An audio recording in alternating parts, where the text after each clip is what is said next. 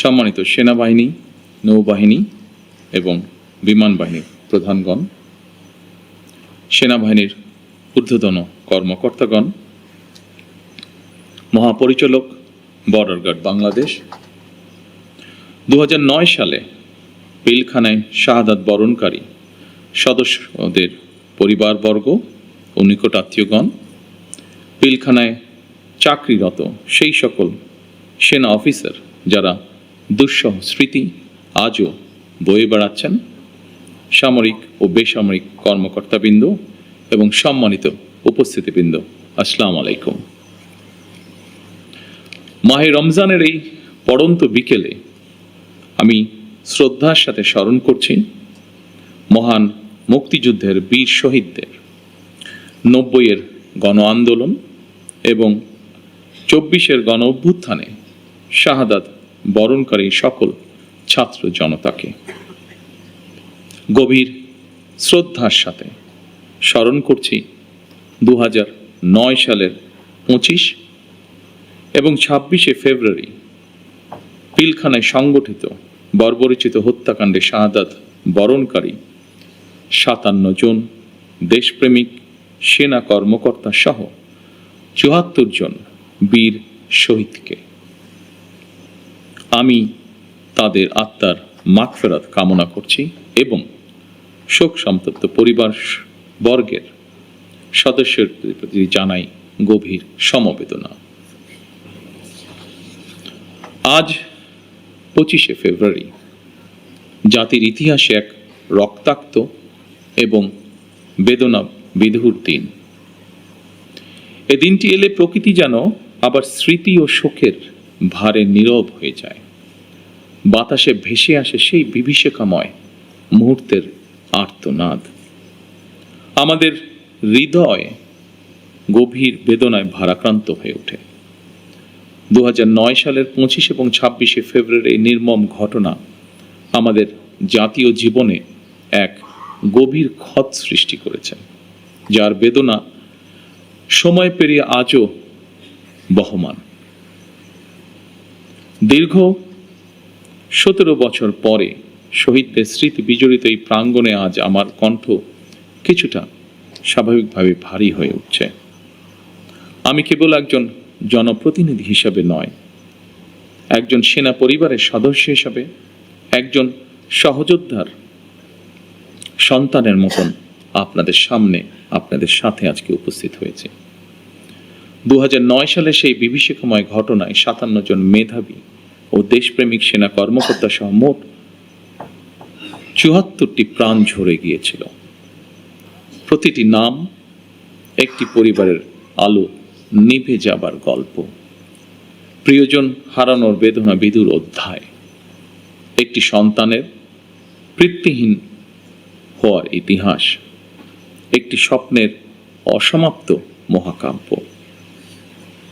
আমি দেশে প্রত্যাবর্তনের পরপরই বনানী সামরিক কবরস্থানে গিয়ে শহীদ সেনা কর্মকর্তাদের কবরের পাশে দাঁড়িয়ে উপলব্ধি করেছি গত 17 বছরে আপনাদের দুর্বিষহ সংগ্রাম, অপরিসীম ত্যাগ আর দাঁড়ে দাঁড়ে ঘুরে বিচার না পাওয়ার নিদারুণ যন্ত্রণা। সম্মানিত উপস্থিতিবৃন্দ, আমি বিশ্বাস করি পিলখানার ঘটনাকে রাষ্ট্রীয় মর্যাদায় স্মরণ করা আমাদের জাতীয় দায়িত্ব। 25 ও 26শে ফেব্রুয়ারি ঘটনাকে ইতিহাসে রাষ্ট্রীয় মর্যাদা না দিলে ভবিষ্যৎ প্রজন্ম আমাদেরকে হয়তো ক্ষমা করবে না।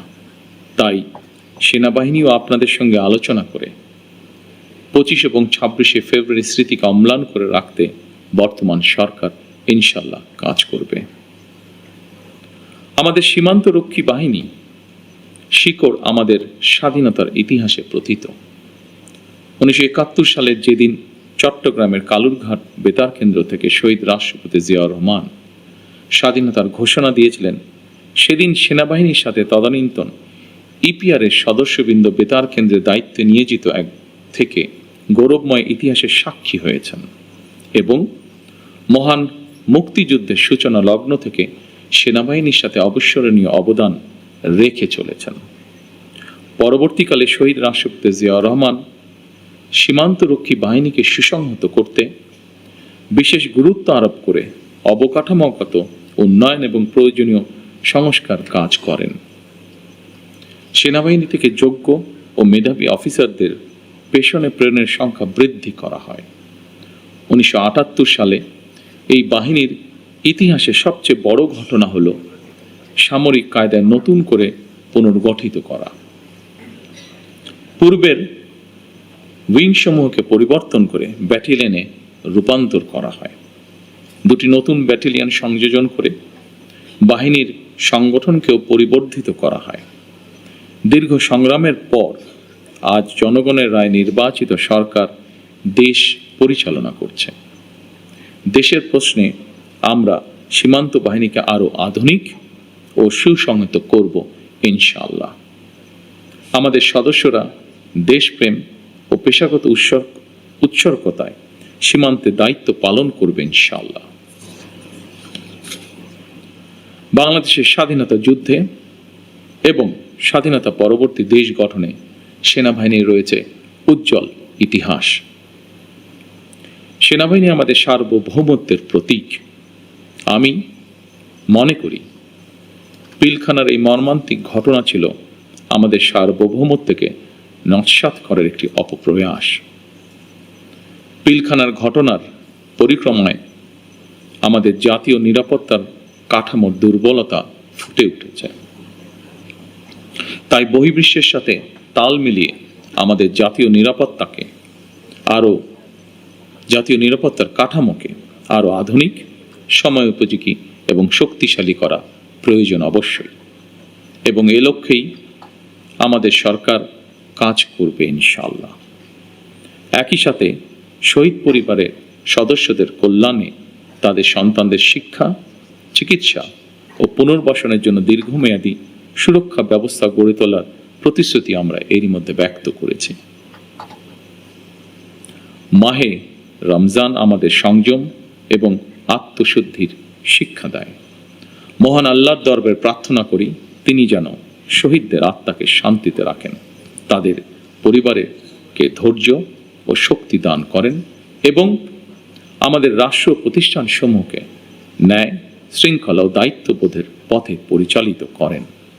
পরিশেষে আজকের এই অনুষ্ঠানটি আয়োজন করার জন্য যারা অক্লান্ত পরিশ্রম করেছেন, এই অনুষ্ঠানটিকে সুন্দরভাবে উপস্থাপন করেছেন, তাদের সকলকে আমি আমার পক্ষ থেকে আন্তরিকভাবে ধন্যবাদ জানাই। আল্লাহ আমাদের দেশকে হেফাজত করুন। আল্লাহ হাফেজ। বাংলাদেশ জিন্দাবাদ।